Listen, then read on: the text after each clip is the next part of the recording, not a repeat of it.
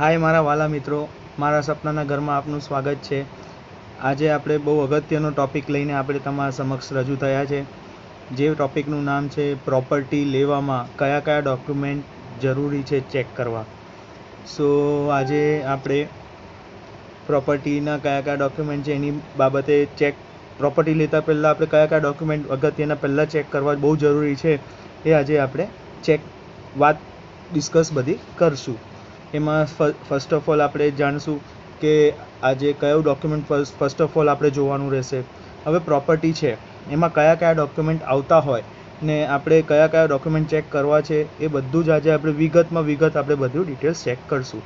આજે આપણે બધી જ પ્રોપર્ટી જેમ કે કોમર્શિયલ પ્રોપર્ટી થઈ ગઈ, રેસિડેન્ટલ પ્રોપર્ટી થઈ ગઈ કે તમે કોઈ મોલમાં દુકાન પરચેસ કરો છો, એક કોમન જે 10 ડોક્યુમેન્ટ હોય છે એ તમે જોઈ લો તો તમે એ બધામાં તમે ક્લિયર થઈ જાઓ તો તમારા પ્રોપર્ટીમાં કંઈ પણ ડોક્યુમેન્ટેશનમાં કંઈ પણ પ્રોબ્લેમ આવશે નહીં, જો તમે એને ક્લિયર કરી લેશો તો બધા પોઈન્ટ્સ। સો આપણે વધારે સમય લેતા નહીં પણ તમને હવે પોઈન્ટ ટુ પોઈન્ટ હું તમને ક્લિયર કરાવતો જોઉં। ફર્સ્ટ ઓફ ઓલ આપણે જાણશું કે પ્રોપર્ટીનું ટાઇટલ ડીડ જેમ કે ટાઇટલ ડોક્યુમેન્ટ। હવે ટાઇટલ ડોક્યુમેન્ટમાં જનરલી આપણે જોવા જઈએ તો ફર્સ્ટ ઓફ ઓલ આવી જાય સેલ ડીડ આવી જાય તમારી। હવે સેલ ડીડ હોય છે, પછી ગિફ્ટેડ ડીડ હોય છે, પછી તમારે હોય છે આપણે કન્વેન્સ ડીડ હોય છે। જનરલી આપણે જોઈએ છે સેલ ડીડ આપણે 95% આપણે સેલ ડીડ જ જોવા મળતી હોય છે જનરલી આપણે જોઈશું। અને કન્વેન્સ ડીડ જે ક્યારે તમને જોવા મળતી હોય છે કે એ તમને કાં તો ફર્સ્ટ ઓનર હોય ડેવલપરે કોઈ તમને કરી આપી હોય ત્યારે કન્વેન્સ ડીડ તમારે જોવાની પડતી હોય છે। સેકન્ડ પોઈન્ટ આપણે જોવા જઈશું તો એ આવે છે ટાઇટલ ઓફ ચેન ડોક્યુમેન્ટ। હવે ટાઇટલ ઓફ ચેન ડોક્યુમેન્ટ શું છે? હવે ટાઇટલ ઓફ ચેન ડોક્યુમેન્ટ એવું છે કે જે સપોઝ કોઈ ખેડૂત છે, ખેડૂતે આપણે ડેવલપરને વેચી છે જગ્યા, બરાબર છે, એનો દસ્તાવેજ આપણે જોઈ એ આવી જાય। પછી જે ડેવલપર છે એને ફર્સ્ટ ઓનરને સેલ કર્યું છે, એને પછી સેકન્ડ ઓનર ફર્સ્ટ ઓનરે પછી થોડા સમય પછી સેકન્ડ ઓનરને સેલ કર્યું છે, એવી રીતના ત્રીજા ઓનરને સેલ કર્યું છે। એ પછી થર્ડ ઓનર સપોઝ આપણે જો સેલ કરે છે પ્રોપર્ટી તો આપણે બને તો બધા જ ડેવલપર્સથી લઈને ફર્સ્ટ સેકન્ડ થર્ડ બધા જ ડોક્યુમેન્ટ આપણે ચેક કરી લેવાના રહેશે, કેમ કે એ બધાની ડીડ આપણે ચેક કરી લેવાની, કેમ કે એ બધાની જો આપણે ડીડ આપણે ટોટલ આમાં ત્રણ એક ડીડ આપણે એના પાસે હોવી જોઈએ। ફર્સ્ટ ડેવલપરવાળી ડીડ, પછી સેકન્ડ જે સેકન્ડ ઓનરે ફર્સ્ટ પાર્ટી સાથે કરેલી એ ડીડ, અને જે સેકન્ડ પાર્ટીએ થર્ડ પાર્ટી સાથે કરેલી એ ડીડ। હવે આ ત્રણ ડીડ આપણે ચેક કરી લેવાની રહેશે અને એમાં ખાસ કરીને જે સમયે જેને દસ્તાવેજ કર્યા છે એનું ટાઇટલ પહેલાં ચેક કરી લેવાનું, એ જોઈ લેવાનું કઈ પ્રોપર્ટીનું છે એ બધી વિગત આપણે ખાસ મિલકતનું વર્ણન ખાસ કરીને વાંચી લેવાનું। આ બધી વસ્તુ થઈ ગઈ। હવે થર્ડ પોઈન્ટ આવે છે એન્કમ્બરન્સ સર્ટિફિકેટ આવે છે, જેમ કે આપણે ટૂંકમાં એને કહી શકીએ છીએ ટાઇટલ ક્લિયર રિપોર્ટ। આપણે ઇન શોર્ટ એવું પણ આપણે દેશી ભાષામાં એવું કહી શકીએ છીએ। હવે અમુક જગ્યાએ નોન કમ્બરન્સ સર્ટિફિકેટ પણ કહેવાય છે એને, બટ હવે આપણે એના માટે જે ટાઇટલ ક્લિયર રિપોર્ટ માટેની વાત કરીએ તો એના માટે આપણે સારો એવો વકીલ આપણે રોકી શકીએ છીએ કે વકીલને રોકીને આપણે એમને એવું કહી શકીએ તમે મને આનું ટાઇટલ ક્લિયર રિપોર્ટ તમે કે સર્ચ રિપોર્ટ તમે કહી શકો એ તમે મને આનું કાઢી આપો। હવે આ રિપોર્ટમાં આપણે શું માહિતી આપણે મેળવી શકશું કે આ રિપોર્ટમાં આપણે ટાઇટલ ક્લિયરના રિપોર્ટમાં આપણે 30 વર્ષ જૂનું જે પણ માલિક હશે 30 વર્ષમાં એને જેટલા પણ માલિક થયા હશે એનો બધો રિપોર્ટ તમને મળી જશે। પછી એમાં ખાસ કરીને કોઈનો હક છે, કોઈએ બાનાખાત કર્યું છે કે એમાં પહેલાં વેચાયેલી છે, એ બધો જ રિપોર્ટ તમને એ આપી દેશે અને એ જ્યારે રિપોર્ટ આવશે એને ટાઇટલ ક્લિયર રિપોર્ટ કહેવાશે। જ્યારે આ તમને રિપોર્ટ તમે મેળવી લો છો તો તમે પ્રોપર્ટીને સારા વસ્તુ સારા તમે ડોક્યુમેન્ટ ઓલમોસ્ટ તમે ક્લિયર કરી નાખો। ટાઇટલ ક્લિયરનો રિપોર્ટ ઓલમોસ્ટ તમારા 3 થી 4 દિવસમાં સર્ચ રિપોર્ટ આવે છે, પછી ટાઇટલ ક્લિયરનો રિપોર્ટ આમ બધું થઈ ને 7 દિવસ લાગે છે। હવે સર્ચ રિપોર્ટમાં તમને જનરલી જો તમે કોઈ જનરલ કરાવતા હશો તો એ 3 થી 4 માં સર્ચ રિપોર્ટ થઈ જાય છે, અને જો તમે પેપરમાં પણ આપો, પેપરમાં આપીને તમે કરો એ ઉત્તમ છે, સારામાં સારું છે। જે કેમ એ સારું કહેવાય કેમ કે એ તમે જાહેર કરો છો કે આમાં 7 દિવસમાં કોઈને પણ એલિગેશન હોય આ પ્રોપર્ટીમાં એ અમનારો એડવોકેટનો કોન્ટેક્ટ કરે। જો એ 7 દિવસમાં કોઈનો પણ એવી રીતના કોઈ આવે નહીં તો તમારું પ્રોપર્ટી થઈ ગઈ ઓકે, બરાબર છે। હવે આવ્યું આપણે ફોર્થ પોઈન્ટ આપણે જોવા જઈશું કમ્પ્લીશન સર્ટિફિકેટ કાં તો આપણે ઓક્યુપાઈડ સર્ટિફિકેટ. હવે આ બે સર્ટિફિકેટ એ છે કે જ્યારે બિલ્ડર હોય છે, સપોઝ બિલ્ડર પરચેસની વાત કરીએ, કાં તો કોઈ આપણે મોલમાં કોઈ પણ ઇન શોર્ટ આપણે નવી પ્રોપર્ટી બાય કરીએ છીએ, તો એમાં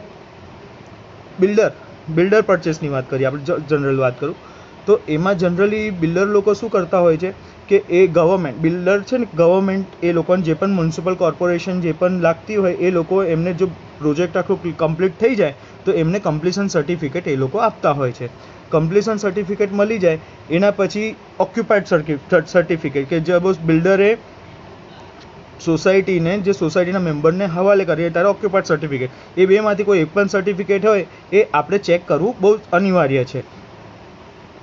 પાંચમો આપણે પોઈન્ટ પકડશું તો એલોટમેન્ટ લેટર ને બીજો આવશે આપણે પોજેશન લેટર. હવે એલોટમેન્ટ લેટર શું છે અને પોજેશન લેટર શું છે, એ બે અલગ અલગ વસ્તુ છે. હવે એલોટમેન્ટ લેટર એટલે શું કે જ્યારે તમે કોઈ બિલ્ડર પાસે કોઈ પણ પ્રોપર્ટી તમે બુક કરાવવા જાઓ છો તો એ હજુ ડેવલપિંગ છે, હવે ડેવલપ થઈ રહી છે એકચ્યુઅલી એ પોઝિશનમાં, તો એમાં તમે સપોઝ કે તમે કોઈ પણ પ્રોપર્ટી જોઈને તમે સપોઝ કે એમાં ગાર્ડન વ્યૂનો તમે સપોઝ કે એ ટાવરમાં તમને 301 નંબર ગમ્યો, 301 નંબર તમને સપોઝ ગમ્યો. હવે 301 નંબર તમને ગમ્યો ખરો, હવે 301 નંબર તમારા પાસે કેવી રીતના પ્રૂફ રહે કે તમારા એ જ પ્રોપર્ટી તમને મળશે? તો એ પોઝિશન એ યુનિટ તમારે બુક કરવા માટે બિલ્ડર લોકો તમને એક ડોક્યુમેન્ટ આપે છે, એનું નામ છે એલોટમેન્ટ લેટર. હવે એલોટમેન્ટ લેટર કેમ જરૂરી છે? કેમ કે એ તમે એ જ પોઝિશનના યુનિટ માટેની તમે એ પે કરો છો તમે, બરાબર છે. હવે જ્યારે તમને આખું કમ્પ્લીટ થઈ જાય છે, હવે એલોટમેન્ટ લેટર તમે આપ્યું, ટોકન આપ્યું, તો એલોટમેન્ટ લેટર તમારું કમ્પ્લીટ તમારું બધું થઈ ગયું. હવે એલોટમેન્ટ લેટર જ્યારે તમને મળી જાય છે ત્યારે પછી જ્યારે તમે બધું પેમેન્ટ ક્લિયર થઈ જાય છે ત્યારે એમને મળે છે પોજેશન લેટર. પોજેશન જ્યારે એમને આપે ત્યારે આપણે પોજેશન લેટર જ્યારે મળે છે ત્યારે એનું પણ એ લેટર આપણે ખાસ કરીને જોઈ લેવાનો, બરાબર. હવે છઠ્ઠો પોઈન્ટ આવે છે કે મોર્ગેજ જે પ્રોપર્ટી હોય છે, મોર્ગેજ થયેલી કે ઓલરેડી જે પહેલાં લોન એ પ્રોપર્ટી પર છે કે નહીં, એ પહેલાં બધું આપણે ચેક કરી લેવાનું. પહેલાં વોકેબ્લરી પૂછી લેવાનું, પછી આપણે એનું લિસ્ટ ઓફ ડોક્યુમેન્ટ, સપોઝ કોઈ બેંકમાં એને પ્રોપર્ટી મૂકી છે કે મોર્ગેજ મૂકી છે એને પ્રોપર્ટી, તો એ પ્રોપર્ટી કોઈ પણ જગ્યાએ એનું લિસ્ટ ઓફ ડોક્યુમેન્ટ માંગી લેવાનું અને આઉટસ્ટેન્ડિંગ લેટર માંગી લેવાનું. આ બધા ડોક્યુમેન્ટ આપણે ખબર પડે કે બેંકમાં કયા કયા પેપર્સ એને મૂક્યા છે, તો આપણા પાસે એ બધી પ્રોપર્ટીના બધા પેપર્સ હોય આપણી પાસે.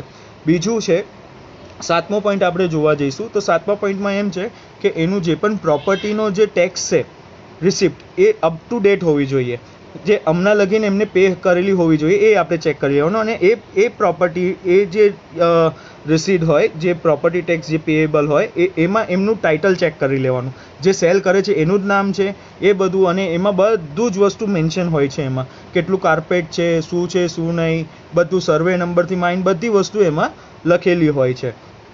બીજી વસ્તુ આપણે જોવા જઈશું તો એનું જે એક આપણે શું કહેવાય બીજા બધા નાના જે બિલ્સ હોય, લાઇટ બિલ્સ હોય છે, જેમ કે ફોન બિલ આવી ગયું, ગેસ બિલ આવી ગયું, કે એવા બધા જે પણ બિલ્સ હોય છે એ બધા જ બિલ્સનું એનું આપણે રેકોર્ડ ચેક કરી લેવાનું. લાઇટ બિલમાં જોઈ લેવાનું એનું નામ છે શું ને, એ યુનિટનું નંબર, એડ્રેસ બધું ચેક કરી લેવાનું. સપોઝ કે ગેસ બિલમાં કયું ફેસ એ છે, બધું આપણે ચેક કરી લેવાનું. નવમો પોઈન્ટ આપણે જોવા જઈએ તો આપણે જોવા જઈએ કે એમાં જનરલી નવમા પોઈન્ટમાં એક મિનિટ આપણે જોવા જઈશું. સપોર્ટ કોઈને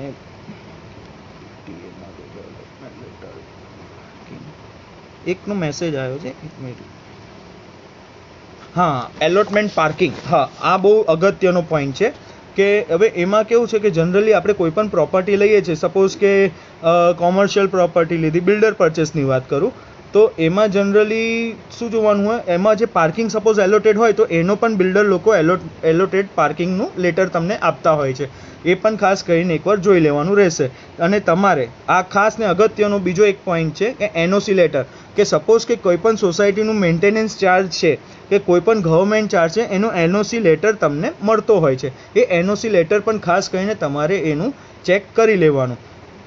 સો હવે બીજા બધા જે અગત્યના પોઈન્ટ છે એ બધા, હવે આ તો થયા 10 પોઈન્ટ, આ 10 પોઈન્ટ તમને હોપફુલી બધી જગ્યાએ તમને કામ લાગશે. કોઈ પણ પ્રોપર્ટી તમે બાય કરશો એમાં ખાસ કરીને આ બધા પ્રોપર્ટીમાં તમને કામ લાગશે. અને એક વસ્તુ મેઇન તમને જણાવું કે ખાસ કરીને તમારે પ્રોપર્ટી લેવી હોય તો તમને સપોઝ લોન કહે છે કે અમુક લોકો કેશથી વિચારતા હોય છે, પણ ખાસ કરીને તમે બેંક લોન થોડી જે પણ 5 લાખ તો 5 લાખની તમે લઈ લો તો પણ એમાં શું થશે કે તમારી આખી પ્રોપર્ટી સર્ચ આઉટ પણ થઈ જશે. તો કેમ કે પ્રોપર્ટી તમારી ક્લિયર નહીં હોય તો બેંક તમને લોન પણ નહીં આપે, બરાબર છે. તો એ તમારો એક પોઈન્ટ એ પણ ક્લિયર થઈ જશે. સપોઝ તમે કોઈ બિલ્ડર પરચેસ કરવા જાઓ છો. હવે બિલ્ડર પરચેસ કરવા જાઓ છો એમાં તમને ખાસ કરીને બિલ્ડરનો ફ્લોર પ્લાન ચેક કરી લેવાનો કે પ્રોજેક્ટ રેરા એપ્રુવલ છે એ જોઈ લેવાનો, અને જો એને રેરામાં એપ્લાય કર્યું હશે તો એને રેરા નંબર, એની ગુજરાત આપણે એક સાઇટ છે રેરા.com કરીને, તો એ તમે એનામાં તમે એનો રેરા નંબર નાખો, એ સાઇટની બધી માહિતી એ તમે જો, એ માહિતીથી ફિઝિકલી શું છે એ બધું એ ચેક કરો. એ બધી જ વસ્તુ તમે ચેક કરશો તમને રાઈટ વસ્તુ તમને આઈડિયા આવી જશે. અને જનરલી આપણે જોવા જઈએ છીએ તો લોકો શું છે પાવર ઓફ એટર્ની પર પણ ડીલ કરતા હોય છે, પણ ખાસ કરીને એ ગવર્મેન્ટ વેલિડ એ નથી. એટલે કોઈ પણ દિવસ જે પણ ઓનર સપોઝ એને કોઈને પાવર સોંપ્યો ને એ વ્યક્તિ આપણા પાસે જો ડીડ કરવા આપતો હોય તો એ કોઈ દિવસ ડીડ એની સાથે કરવી નહીં, એ વેલિડ ગણાતી જ નથી જનરલી. હવે સપોઝ આપણે કોઈ લેન્ડ બાય કરવા ગયા છે, હવે લેન્ડ બાય કરવા ગયા છે તો હવે જનરલી આપણે જોવા જઈશું કે એમાં બેટર છે કે આપણે વકીલ રોકી દેવાનો અને ટાઇટલ ક્લિયર આપણે આપવું બહુ જરૂરી છે લેન્ડ પરચેસમાં. કેમ કે લેન્ડ પરચેસમાં કેમ બહુ જરૂરી છે પ્રોપર્ટીનું ટાઇટલ ક્લિયર કરવું? કેમ કે જનરલી લેન્ડ પરચેસના કેસમાં આપણે મારે જોવા પોતાને મળ્યું છે કે એમાં છે ને ઘણા બધા બાનાખાત થયેલા હોય છે જનરલી. તો એમાંથી બચવા માટે જો ટાઇટલ પ્રોપર્ટી લેવી હોય તો એનું ટાઇટલ ક્લિયર કરાવવું લેન્ડ માટે બહુ જરૂરી છે. ઇવન કોઈ પણ પ્રોપર્ટી તમે લો એનું ટાઇટલ ક્લિયર કરવું બહુ જરૂરી છે. સો આજે ટોપિક છે. અને રોનીબેન પટેલ, આજે તમારો આજે તમે જે લખ્યું છે પ્રોપર્ટી ન્યૂ પરચેસ હોય તો લોન કેટલા % મળે ને રિસેલમાં કેટલી મળે? જો બેન રોનીબેન, તમારો ખૂબ ખૂબ આભાર, તમે રિસ્પોન્સ કર્યો એ બદલ, અને તમે ક્વેશ્ચન બોલ્યો એનો સરસ તમને એનો આન્સર તમને આપું. હવે જનરલી અમુક બિલ્ડર પર ને એનું લોકાલિટી એના પર ડિપેન્ડ હોય છે કયા જગાએ પ્રોજેક્ટ છે. જનરલી અમુક કેવું કે 90% લોન તો 30 lakhs હોય. 30 lakhs સપોઝ તમારી પ્રોપર્ટીની વેલ્યુ 35 lakhs રૂપીસ છે અને તેની જનરલી સપોઝ બિલ્ડરે કરાયેલી, બિલ્ડર પરચેસની વાત કરું છું, એનું સપોઝ વેલ્યુ 30 lakhs રૂપીસ તમને લોન મળી શકે. કોઈ પણ પ્રોપર્ટીમાં 30 લાખ લગીને લોન તમને 90% હોય એન્ડ વેલ્યુ, એને 90%ની સપોઝ 30 લાખની પ્રોપર્ટી હોય એમાં તમને 90% ફંડિંગ કરી શકે બેંક એમાં 30 લાખ લગીને. અને સપોઝ કે 30 લાખની ઉપર હોય તો તમને એમાં આપણે 80% જેવું કે 85% જેવું અમુક બેંકના નોર્મ્સ પર ડિપેન્ડ હોય છે.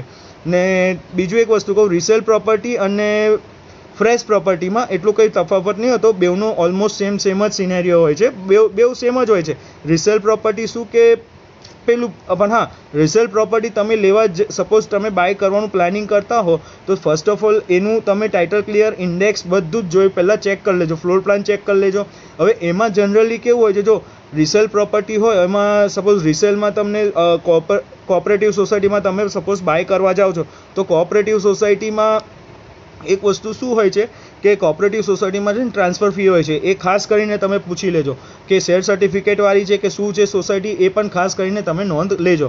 સો હોપફુલ તમને આ જે તે માહિતી તમને યુઝફુલ થાય એવું બની શકે રોનીબેન પટેલ. સો મારો નંબર તમને હું કહી દઉં છું 9510022274. આના પર તમે કંઈ પણ ક્વેશ્ચન હોય, ડાઉટ હોય તમે શેર કરી શકો. અને સપોઝ તમને જો લોન કરવી જ હોય તો મારા પણ સારા એવા કોન્ટેક્ટ્સ છે ને તમને ડાયરેક્ટ લોન ડિપાર્ટમેન્ટમાંથી તમને લોન અપાવવાનો પૂરેપૂરો અમારી કન્સલ્ટન્સી પ્રયાસ કરશે. ને જો તમારાથી સપોઝ ના મેળ પડે તો અમે પણ સારા એવા કેપેબલ છે ને અમે ઘણી બધી એવા સક્સેસ લોન કરાવી છે સારા લેવલ પર. સો અમારી કરાવેલી લોન ડાયરેક્ટ જ બેંકમાંથી નહીં થાય, ડાયરેક્ટ હોમ લોન ડિપાર્ટમેન્ટમાંથી અમારી લોન ડાયરેક્ટ કરાવીએ છીએ ને ડાયરેક્ટ તમને ડોર સ્ટેપ પર તમને બધી સર્વિસ અમે પ્રોવાઈડ કરાવીશું. સો થેન્ક યુ, તમે અમારા સાથે આજે જોડાયા એ બદલ. જય શ્રી કૃષ્ણ, જય સ્વામિનારાયણ.